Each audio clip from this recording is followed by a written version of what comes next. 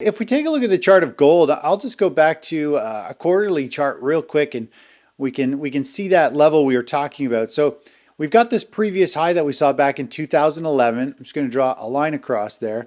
And so we kind of pierced through it, and we had talked about it over here, and it had a quarterly close above that level, which is a great sign. It looked like the price was about to break out and rally. It ended up kind of reversing back down, and we're still in this kind of consolidation phase. And really, I think the problem is, I think a lot of investors still don't know what the Fed is going to do, although we know a lot more now than we knew several months ago. And it was trading up in a resistance zone. Also, the US dollar has had a very strong move to the upside, and people are getting very nervous in the market. And as we know, when there's panic in the stock market, when people start to get very scared and we get big waves of selling, almost everything gets pulled down with it. And unfortunately, it doesn't matter if it's a defensive asset like precious metals, like gold. The selling will hit, margin calls hit, and it just creates forced liquidation, and it'll pull the market down. So gold and most assets aren't really immune to a bear market or recession news. Typically, there's going to be a wave of fear or multiple waves of fear that might keep a lid on defensive sectors rallying, like gold. You know, it was starting to break out, but then we had some waves, big waves of fear hit the market, and it pulled gold right back down going forward. So that's where we are right now. Gold is still holding up very well when we look at this giant, big kind of super cycle pattern here. But it's just we've got fear in this market. It's creating lots of liquidation of positions. And even if people don't want to sell their gold or silver positions, a lot of them are forced to, because most people always have more positions on than they can handle. They use a lot of margin, and when things start to go against them, the brokers just start closing positions if they don't take action within a day or two anyway. And it doesn't matter. Broker will close any position it needs. And that's what we see as these pulling precious metals down during panic sell-offs. It's the same thing. Yep, they're all linked together. We've just silver. I mean, I think this was one of the biggest runs we've seen in I don't know how many years. There wasn't a single positive bar in there. It just kept going down and down. And now it's had this little bit of a bounce.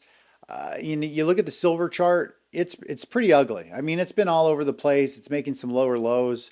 It really still has quite a bit of work to be done. I think we're still early in this where precious metals are going to have a big rally. The quarterly chart shows a good picture of silver here, where we're in a nice bull flag. We just zoom in here. This bull flag is a rally. It's flagging sideways, kind of building a base, and it's primed and ready to rally up to 36.40 very easily once this trend changes. But keep in mind, each bar here is 3 months. This is a quarterly chart, so it could take another 6, 9, 12 plus months to kind of work itself potentially up here. So these are big, slow patterns. These are big super cycle patterns. I don't really think anything's changed. Like when we take a look, we look at these charts of precious metals.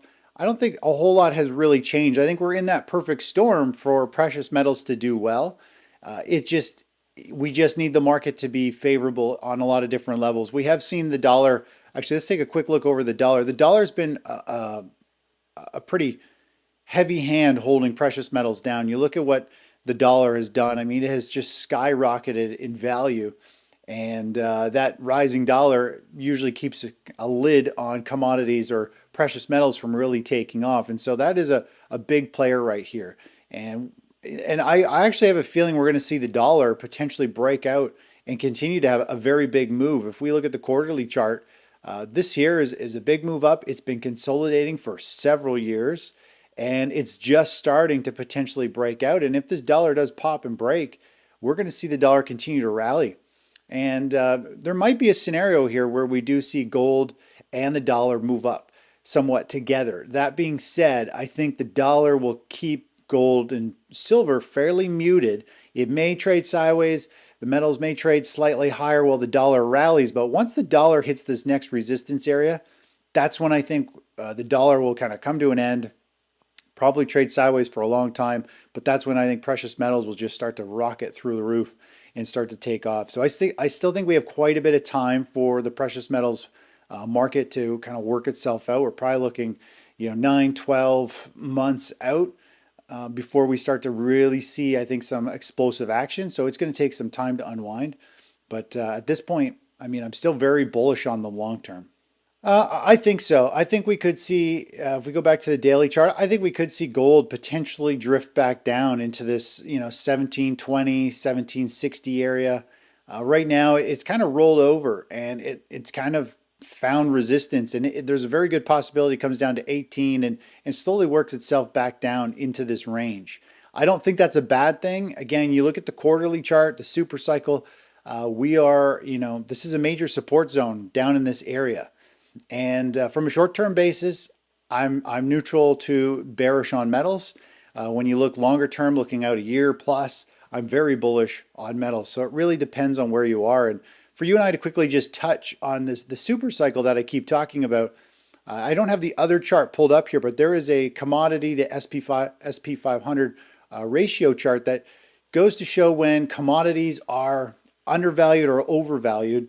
And when we go back in time, the last time commodities were this undervalued, now I know commodities have rallied quite a bit, but compared to what the SP 500 has done, commodities are the most undervalued we've ever seen compared to the stock market in history. And the last time we had anything close to this was back in 2000.